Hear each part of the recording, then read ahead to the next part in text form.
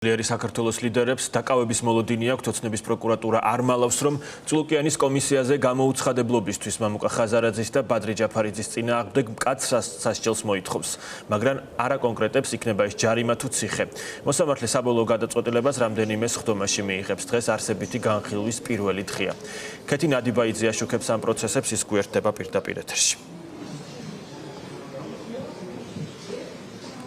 როგორც არსებითი განხილვის პირველ სხდომაზე ხდება ხოლმე ამ წუთებში მხარეები სასამართლოს მიმართავენ შესავალი სიტყვით. ცოტა ხნის წინ შესავალი სიტყვით მიმართა პროკურატურამ, საქმის პროკურორები აცხადებენ, რომ ბრალდებული მამუკა ხაზარაძე არის დამნაშავე საგამოძიებო კომისიის კანონიერი მოთხოვნის დაუმორჩილებლობის გამო.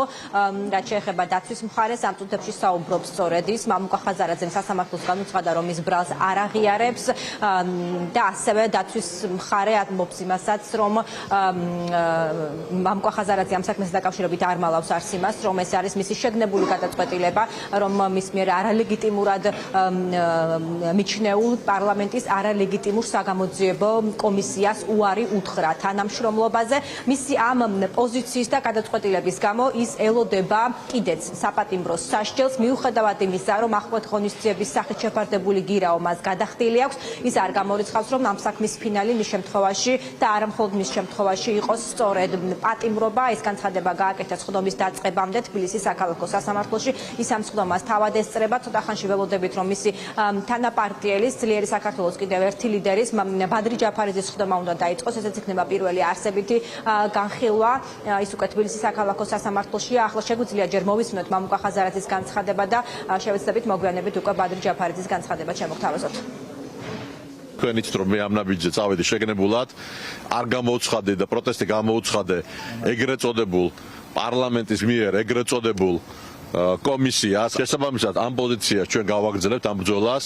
არავითარ შემთხვევაში არ მივცემ ბიძინა ივანიშვილს იმის შანსს, რომ მე შევიდე უფრო სწრაფად, ესე თქვა, ციხეში, იმიტომ რომ ბიძინა ივანიშვილი რუსული ძალა და მას გადაწყვეტილია ყველა ოპონენტის დაჭერა და როცა მოვა მის დრო, ესე თქვა, მათ მიიღონ ეს გადაწყვეტილება, ასე რომ ბრძოლა გრძელდება. წლების განმავლობაში მამუკას და ბადრის მიმართ მიმდინარეობს პოლიტიკური დევნა. დღევანდელი დღე არის მორიგი სერია ამ პოლიტიკური დევნის, ხოლო რაც შეეხება დღევანდელ სასამართლო პროცესთან მის მიმდინარეობას, დღეს არის შესავალი სიტყვები პროცესუალურად, ხოლო სასჯელს რაც შეეხება ყველაფრისთვის მზად არიან მამუკას და ბადრიც და ეს როდესაც პოლიტიკურ დევნაზეა საუბარი, ყველაზე მკაცრ რასაც ითვალისწინებს, არც ეს არის გამორიცხული და ამისთვის მზად არის.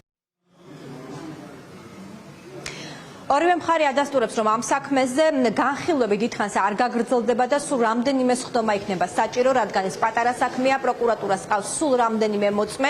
ესენი არიან მოწმეები, რომლებსაც ბევრი სათქმელი სასამართლოსთვის არც არაფერი აქვს, რადგან ძირითადად პროცედურულ საკითხებზე ლაპარაკობენ ისინი. ეს მოწმე არის მაგალითად პროკურატურის თანამშრომელი, რომელმაც საგამოძიებო კომისიის მხრიდან გადაგზავნილი განცხადება ჩაიბარა და ასევე პარლამენტის აპარატის თანამშრომლები, რომლებმაც უბრალოდ პროცედურული საკითხები შეასრულეს. თია წულუკიანის დავალებით სასამართლომ, როგორც იცით, უარი უთხრა დაცვის მხარეს, თავად თია წულუკიანის და მისი თანაპარტიელების გამოკითხვასთან დაკავშირებით. საქმის სიმცირიდან გამომდინარე კი, როგორც გითხარით, მხარეები ვარაუდობენ, რომ საჭირო იქნება სულ რამდენიმე სხდომა, ჯერჯერობით რა დასჭირდება სასამართლოს გადაწყვეტილების გამოსაცხადებლად, ეს არ ვიცით, თუმცა უახლეს მომავალში ეს საქმეები უკვე დასრულდება, გრძელდება მამუკა ხაზარაძის სხდომა და ველოდებით რამდენიმე წუთში ბადრი ჯაფარიძის გამოჩენასაც თბილისის საქალაქო სასამართლოში, მას შემდეგ დაიწყება უკვე მისი სასამართლო პროცესი.